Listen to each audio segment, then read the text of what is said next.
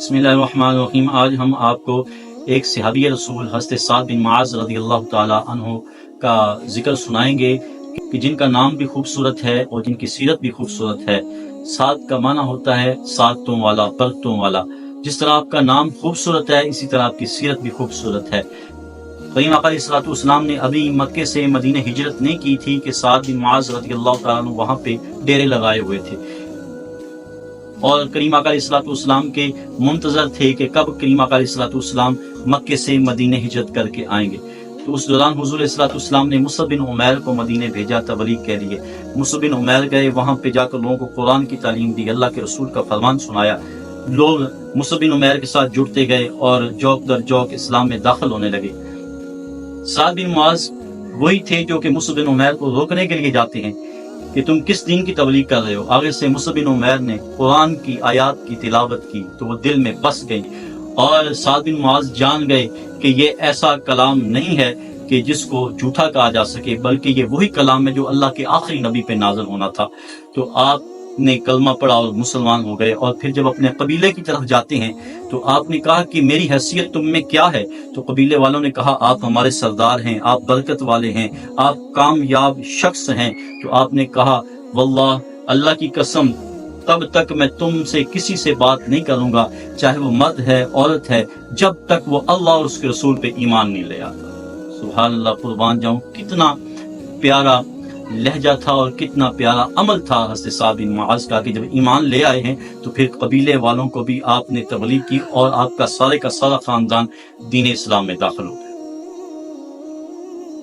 اب جب دین اسلام میں داخل ہوا تو پھر جون سا بھی موقع آیا، چاہے وہ غزوہ بدر تھا، چاہے وہ غزوہ خندق تھا، چاہے بنو قریظہ کے ساتھ محاذ تھا، حضرت سعد بن معاذ رضی اللہ تعالیٰ عنہ کریم آقا علیہ الصلوۃ والسلام کے ساتھ کھڑے رہے اور کہیں بھی لچک نہیں دکھائی۔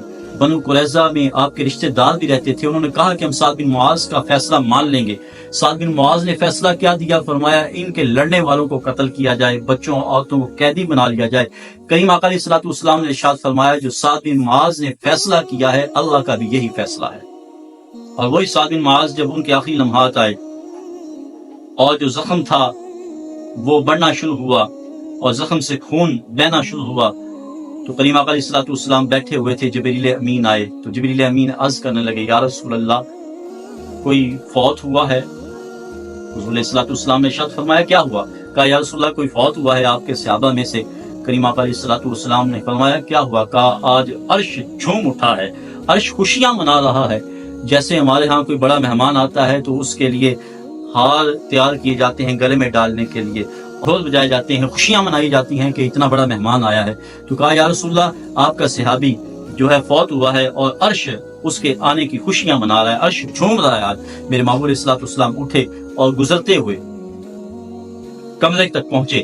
جب کمرے میں پہنچے تو آپ کبھی ادھر ہوتے ہیں کبھی ادھر ہوتے ہیں، حضرت سعد بن معاذ کے پاس بیٹھ جاتے ہیں اور ان کا سر اپنی گود میں رکھتے ہیں۔ صحابہ کرام عرض کرتے ہیں یا رسول اللہ کمرہ تو بالکل خالی ہے اور آپ کبھی ادھر ہوتے ہیں کبھی ادھر ہوتے ہیں، کوئی نظر نہیں آتا، تو آپ اس طرح کیوں گزر رہے ہیں؟ میرے محبوب علیہ الصلوۃ والسلام نے ارشاد فرمایا جو میں دیکھ رہا ہوں وہ تم نہیں دیکھ رہے۔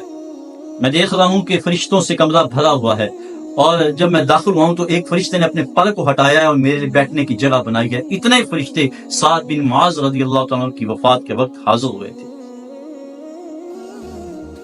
اور سعد بن معاذ رضی اللہ تعالیٰ کا جب جنازہ اٹھایا جا رہا تھا تو آپ کا جنازہ ہلکا تھا، وزن نہیں تھا، اور کئیوں نے یہ اعتراض کیا کہ سعد بن معاذ نے وہ جو فیصلہ کیا تھا اپنے قبیلے کے بارے میں، بنو قریظہ کے بارے میں، اس وجہ سے سعد بن معاذ کا جو ہے وہ جنازہ ہلکا ہے اور اس کا وزن نہیں ہے، اس کا وزن نہیں ہے۔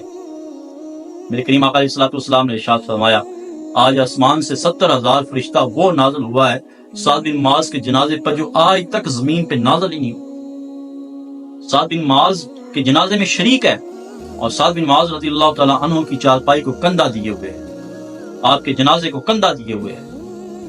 اب دیکھیں کہ سعد بن معاذ کا کیا مقام ہے۔ اتنا مقام کیسے حاصل ہوا؟ اللہ اور اس کے رسول کی اطاعت میں حاصل ہوا، اللہ کے حکم پہ عمل کرنے میں حاصل ہوا، اللہ کے رسول کی سنت پہ چلنے میں حاصل ہوا، حضور کی فرما برداری میں حاصل ہوا کہ جب جنازہ اٹھایا جاتا ہے تو عرش سے فرشتے آ کر آپ کے جنازے کو کندھا دیتے ہیں۔ حضور کی بارگاہ میں ایک دفعہ ریشمی حلہ پیش کیا گیا تو صحابہ کرام دیکھ کر حیران ہونے لگے، یہ حلہ کتنا پیارا ہے، یہ کتنا خوبصورت ہے، اس کی خوبصورتی کو دیکھ کر حیران ہو رہے تھے۔ میرے محبوب علیہ السلام نے فرمایا تم اس کو دیکھ کر حیران ہوتے ہو، اس سے کہیں زیادہ خوبصورت رومال سعد بن معاذ کو جنت میں عطا کیے گئے۔ قربان جاؤں، حضور کی نگاہ نبوت پر بیٹھے زمین میں ہے، لیکن دیکھ رہے ہیں کہ جنت میں اللہ رب العالمین نے سعد بن معاذ کو خوبصورت رومال عطا فرمائے۔ حضرت سعد بن معاذ رضی اللہ عنہ کا مقام یہ ہے کہ آپ فوت ہوئے تو عرش آپ کے آنے کی خوشی میں جھوم رہا تھا۔ حضور فرماتے ہیں کہ عرش جھومنے لگا اور آسمان کے دروازوں کو سعد بن معاذ کے لیے کھول دیا گیا۔ گویا عرش والے بھی خوشیاں منا رہے تھے کہ اللہ کا وہ مہمان آ رہا ہے جس نے زندگی کو اللہ کی رضا کے لیے گزارا ہے، وہ اللہ کا محبوب آ رہا ہے، نبی کا محبوب آ رہا ہے، نبی کا یار آ رہا ہے جس نے اپنے زندگی کے ہر لمحے کو جب ایمان لے آیا تو زندگی کے ہر لمحے کو حضور علیہ الصلوۃ والسلام کے حکم کے تابع کر کے گزارا ہے، حضور کی محبت میں گزارا ہے۔ آج ہماری زندگیوں کی کامیابی یہی ہے کہ ہم بھی صحابی رسول سعد بن معاذ رضی اللہ تعالی عنہ کی طرح زندگی بسر کریں۔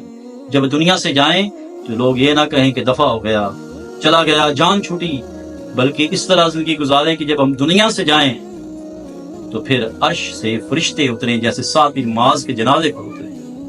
اللہ ہمیں ایسی موت عطا فرمائے، اللہ ہمیں ایسی موت عطا فرمائے، یا اللہ اچھی موت عطا فرما، اچھی موت عطا فرمانا، ایسی موت عطا نہ فرمانا کہ کہنے والے کہیں کہ چلا گیا، اچھا ہو گیا، جان چھوٹی۔